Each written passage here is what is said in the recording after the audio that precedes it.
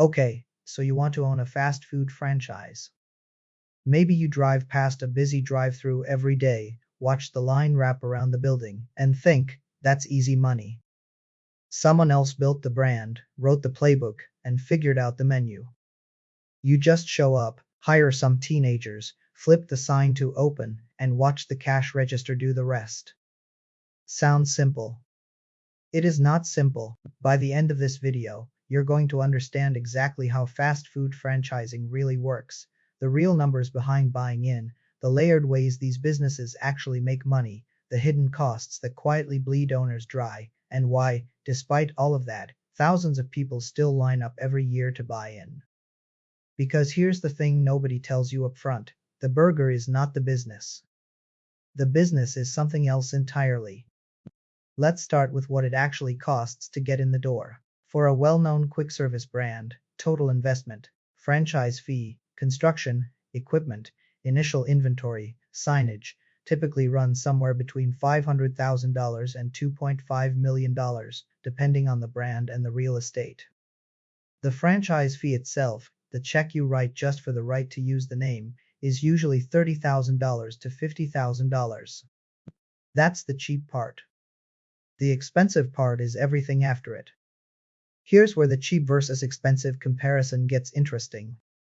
A lower-tier franchise brand might let you in for $250,000 all in. A premium brand, the kind with a drive-through line down the block at 9 at night, might demand $1.5 million or more. The cheap option isn't a bargain. It's cheap because the brand has less proven demand, less marketing support, and a menu that hasn't been stress-tested across 1,000 locations. You're paying less because you're carrying more risk yourself. And here's the trap that catches new owners off guard almost every time. The initial investment estimate rarely includes enough working capital to survive the first 6 to 12 months, when the location is still building a customer base and revenue is unpredictable. Franchisors often recommend keeping $75,000 to $150,000 in reserve just for that ramp-up period. Skip that step, and a perfectly viable location can go under before it ever gets the chance to become profitable. Now, buying an existing franchise location versus building one from scratch, that changes the math considerably. An existing, profitable unit might sell for 2 to 4 times its annual cash flow, which sounds steep until you realize you're skipping the 18-month construction and permitting process, along with the risk that a brand new location simply never finds its customer base. Building from scratch is cheaper on paper but slower to profit, and slower to profit means more months of burning through that reserve fund we just talked about. So how does the money actually work once the doors are open? This is where it gets layered, and where most people's understanding stops at sell food, keep the profit. That's layer 1, and it's the smallest layer. Layer 1 is straightforward food sales. A single location might generate $1.2 million to $2.5 million in annual revenue, depending on the brand and location. Food and paper costs typically eat up 28 to 32% of that. Sounds fine. Except, layer 2 is labor, and here's the counterintuitive part. Labor costs and food costs are constantly fighting each other, and fixing one often breaks the other. Push staff to work faster and leaner, and food waste from rushed orders creeps up. Loosen the pace to reduce waste, and labor costs climb. Labor typically runs 25 to 30% of revenue, and franchisors watch this number obsessively because it's the one owners can quietly gut to fake profitability for a while. Layer 3, and this is the one that surprises almost everyone: royalties and advertising fees. The franchisor takes a cut of gross sales, typically 4 to 6% in royalties, plus another 2 to 5% into a shared advertising fund, regardless of whether the location made a profit that month. Here's the counterintuitive insight: the biggest, most recognizable brand often charges the smallest royalty percentage on paper but requires the largest total marketing spend, because the brand's real profit engine isn't the royalty check, it's controlling how the whole system markets itself. Layer 4 is rent, and this is where fast food franchising quietly becomes a real estate business wearing a burger costume. Many franchisors either own the real estate outright and sublease it to the franchisee, or require specific site criteria that only certain landlords can meet. Rent or occupancy costs often run 6 to 10% of revenue.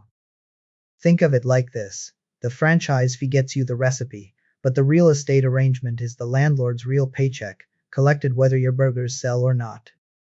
Layer 5: Equipment financing and maintenance reserves. Fryers, grills, walk-in coolers, point-of-sale systems, all of it depreciates and eventually fails, usually at the worst possible moment.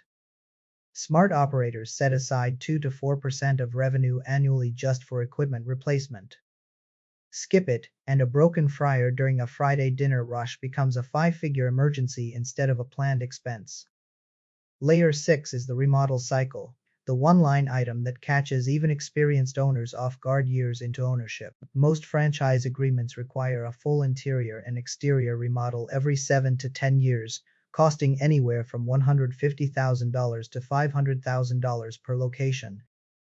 It's baked into the contract you signed on day one, due whether or not you have the cash sitting around when the deadline arrives. Stack all 6 layers together, and a location that looks like it's clearing 15 to 20% net margin on paper often nets closer to 6 to 10% once every layer takes its cut. Read that again. That's not a failing business, that's a normal, healthy fast food franchise, and it still only holds on to a fraction of what walks in the door. Now let's talk about what can actually go wrong, because the hidden costs don't stop at the standard layers. First, unexpected repair and compliance costs, health code violations, ADA updates, plumbing failures, can run $10,000 to $100,000 with almost no warning. Second, insurance costs for a fast food location, covering liability, workers' compensation, and property, have climbed steadily and can now run $20,000 to $60,000 a year depending on the market. Third, commodity price swings, beef, cooking oil, wheat, can spike 20 to 30% in a bad year for agricultural supply, and franchise agreements often limit an owner's ability to raise menu prices fast enough to offset it. Here's the structural risk that can cascade into everything else: chronic understaffing.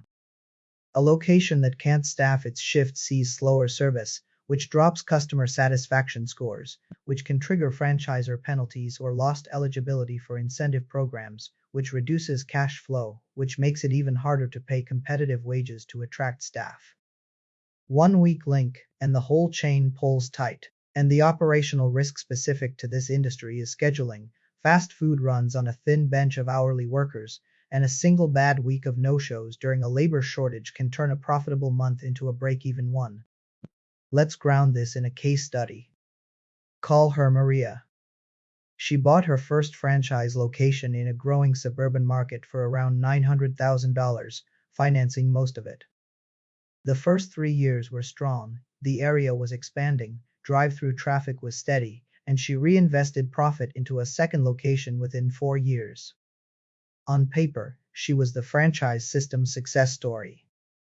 Then the turning point came. A major road construction project cut off convenient access to her flagship store for 18 months, right as a new remodel requirement hit both locations simultaneously. Revenue dropped 25% at the affected store while remodel costs stayed fixed. She stretched her cash reserves thin trying to keep both locations afloat, and when a third slow season hit, she didn't have the buffer left to absorb it. She sold both locations at a loss within 2 years of what had been her strongest year ever. The lesson in one line: in franchising, the contract doesn't care what the road construction schedule looks like. So what does a good year versus a bad year actually look like in dollars? In a good year, a single well-run location might generate $1.8 million in revenue with a 12% net margin, roughly $215,000 in owner profit before taxes. In a bad year, rising food costs, a labor shortage, a slow season, maybe an unplanned repair, that same location might do $1.6 million in revenue with a 4% margin, or about $64,000 in profit. That's not a small gap. That's the difference between a comfortable year and a year where the owner is personally covering payroll out of savings. What separates the owners who survive the bad years from those who don't usually isn't luck. It's cash reserves built during the good years instead of spent on lifestyle upgrades, and a willingness to renegotiate supplier contracts and staffing models the moment margins start slipping, instead of waiting for a full-blown crisis to react. So knowing all of this, the thin margins, the mandatory remodels, the royalty cuts, the cascading risks, why do sophisticated buyers still pursue fast food franchises? Here's the insider secret. For a lot of owners, especially ones running multiple locations, the food is almost beside the point. The real appeal is the real estate appreciation underneath the store, the depreciation tax benefits on a $1 million plus asset, and the predictability of a proven system compared to starting an unbranded restaurant from zero. Multi-unit franchise owners, sometimes running 20, 30, even 50 locations, often think less like restaurateurs and more like real estate portfolio managers who happen to sell chicken sandwiches. The kind of investor a private equity fund would recognize immediately. Someone buying a cash-flowing, appreciating asset with a built-in tax shelter, where the burger is simply the mechanism that make the numbers work. So is it worth it? That depends entirely on whether you're buying a job or buying an asset. Buy it as a job, expecting to work the register, run the kitchen, and take home a comfortable salary, and the odds are thinner than the pitch ever suggests. Buy it as a real estate and systems play, with the reserves to survive the bad years and the discipline to treat every layer of cost as inevitable rather than optional, and it becomes something closer to what the fantasy promised in the first place. Either way, remember this: nobody gets rich flipping burgers. The ones who get rich are the ones who figured out that the burgers were never really the business at all.